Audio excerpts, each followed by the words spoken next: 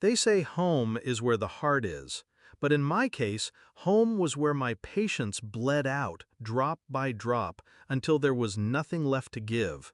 It started with my mother's voice, sharp, dismissive, almost rehearsed. "You'll need to pay double rent now. Your brother's family is staying too." I stared at her trying to process. Double rent? As if years of shouldering the mortgage, utilities, and groceries had meant nothing. As if my brother, the golden child, hadn't coasted his entire life on excuses and open palms. I didn't argue, I didn't fight, I simply nodded, as if I had no choice. That's what they expected, compliance. But inside, something cold and precise began to form. Backstory. For years I played the role, the dutiful child, the reliable one. I paid on time, fixed what broke, took care of the house my parents insisted would one day be mine.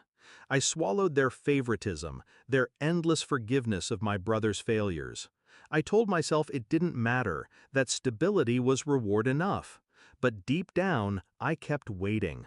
Waiting for acknowledgement, gratitude, something. It never came. Instead, my brother arrived with his wife and kids like a conquering king. No rent, no groceries, just noise and mess and the smug comfort of knowing my parents would always shield him. And then, the insult. My mother's demand, double rent. That was the day my loyalty snapped. Discovery. It wasn't just neglect, it was exploitation. I overheard her one night, whispering to my father, "He owes us. After everything we've done, he should be grateful to have a roof at all."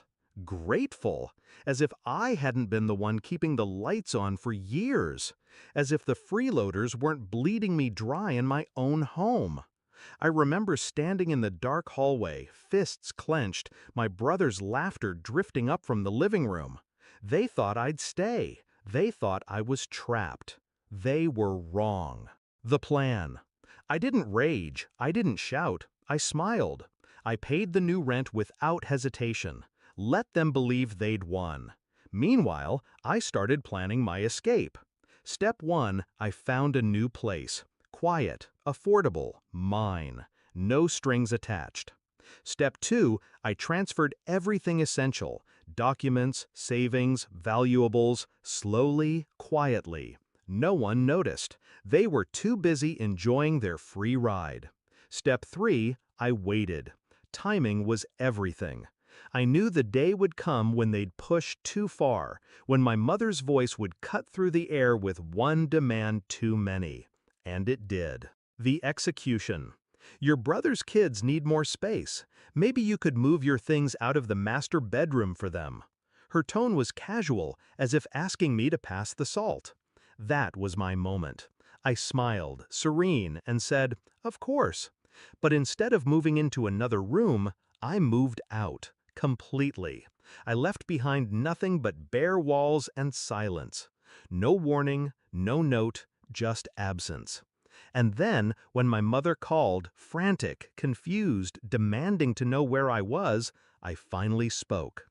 "I've found my own place," I said, voice calm, almost tender. "Enjoy the slackers. The house is all yours now." The pause on the other end was delicious, panic creeping in. The realization that their safety net had vanished. The climax.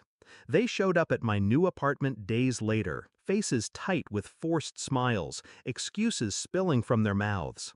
It was just temporary. We didn't mean, "You're overreacting. Family helps family. We thought you understood." I let them talk, let them dig. Then I said the words that cut deeper than any scream. No. I understood perfectly. You used me. And now you can deal with the consequences. My brother's face hardened. My mother's eyes filled with tears. But there was nothing left to bargain with. The bills, the rent, the upkeep, it was theirs now. And me? I was free. Resolution. Sometimes revenge isn't loud. Sometimes it's not fire and fury. Sometimes the sweetest revenge is silence. Absence, the void you leave when you finally stop carrying the weight that was never yours to bear. I see it now with clarity. I wasn't their child. I was their crutch. And the day I stepped away, they collapsed under the very dependence they mocked me for resisting. Do I regret it? Not for a second. I built a new life with walls no one else can claim, with air that doesn't choke of obligation. And every time I picture them in that house, my brother scrambling, my mother seething, bills piling up, I smile, because they wanted me to pay double. Instead, they got exactly what they deserved: nothing.